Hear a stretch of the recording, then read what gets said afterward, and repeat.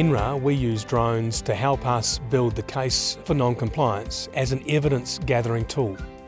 With multiple eyes in the sky and harnessing the power of computers, we are tightening up water regulation in the state of New South Wales.